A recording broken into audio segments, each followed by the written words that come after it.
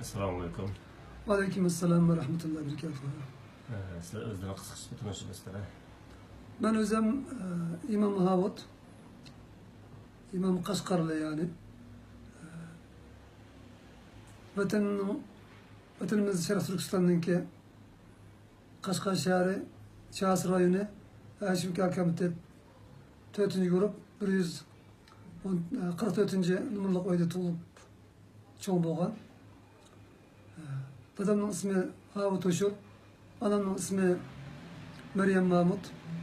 Biz özümüz 7 bala, men balının çoğu, 3 sınırım var, 3 inim var. 3 sınırımın ismi birincisi Ayşe Hanım Havut, ikincisi Hayrun Nisa Havut, üçüncüsü Reyhan Nisa Havut. 3 ismindeki, 3 inimdeki birincisi Mehmet Abdullah Havut, ikincisi Adıkıncan Havut, üçüncüsü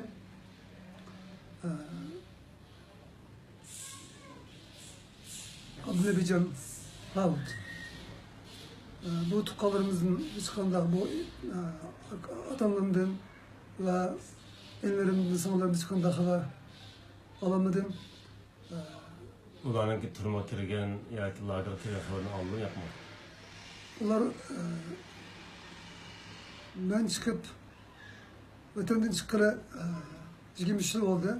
1995 7. ayınki 24. günü Düşen'de diyen saat 8:20'de Kaşgar'dan ayrılgan. Şundan beri olanın ki çıkanda üstüran görüşemedim, vatan kaytamadım. Vatanımdan sırtı iki sebepten çıkan ben. Birincisi Xitayning mana shunday bir qarqo'yindak ig'ir bir zulmni, ig'ir bir qirg'inchilikni butun 35 milyon Uyg'ur qarindoshlarimizni qanday yo'qotmoqchi bo'lsa, mening oilamni shunday yo'qotmoqchi bo'lganligini men his qilganligimdan qo'rqib. Ikkinchisi, mana bu Xitoyning zulmiga taqobil turishning birdan-bir yo'li u bo'lsa, ilm o'qishning muhim ekanligini bunu his qilib, bu ikki sabab bilan chetga chiqqan, hatta hozir chetdan qaytamadim. Atam şu sınavlarım bilan, küçüklerim bilan hiç yüz görüşemedim. Hayatımı ailesinden nereden hiç kanda haber alamadım. Lager turma kirgenini bilmeyler. Hemeyle hazır lager turmada Bu kadar anlık kaçacak olan var. Bu amana 3-4 ay olub kaldı. Şu kurban Yiğit'te tağımның, anamның Meryem Mahmut'ның yenisi болған. Abdülmecid Mahmut'ның balası Mısır'da okuydu. Öğadın vatange kirgenden keyin tutib ketib 6 yıllık kesip etti. Hacı Ibrahim Abdülreşit degan, Hacı Ibrahim Abdülmecid degan bu elimizde.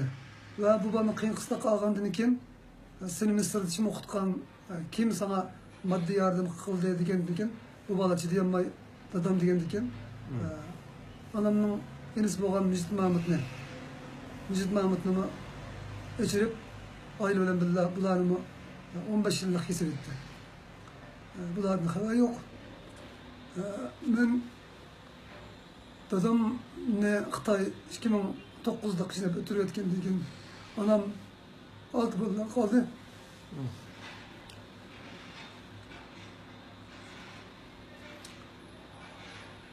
Anamla her ay öz vaktida, yani bu bugünkündeki bu zulüm, bugünkündeki bu bir elimiz kişinin içindeki bu kırgınlıktan ilgili her ay anamla sorak kılıp kapkalattı ama bugünkündeki bu kar kuyumda anamla izdirgini yok etti. Şundan birge tağımız Abdülreşit Mahmut, Zuhur degan Mujid Mahmut, hamımız Melekzat Mahmut, dadam tarafından olsa Mehmet Riyim, Yahya Kam, Yahya Uşur degan şundan birge balları bütün tıkallardan hava yok.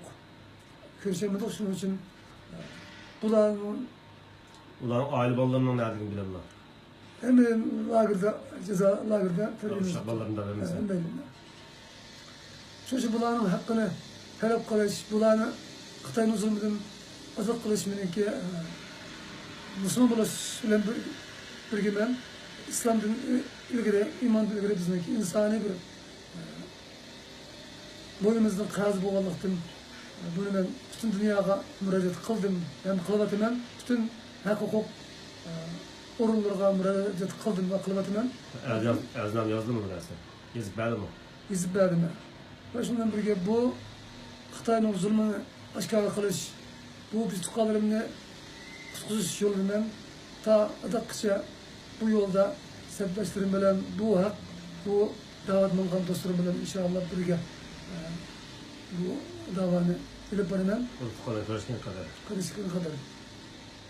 Bu davaga bütün dünyadaki 7 milyar olsun, belki 6 milyar olsun, bütün Müslümanlar olasın bir olsun, insaniyetin ki bu davaga bu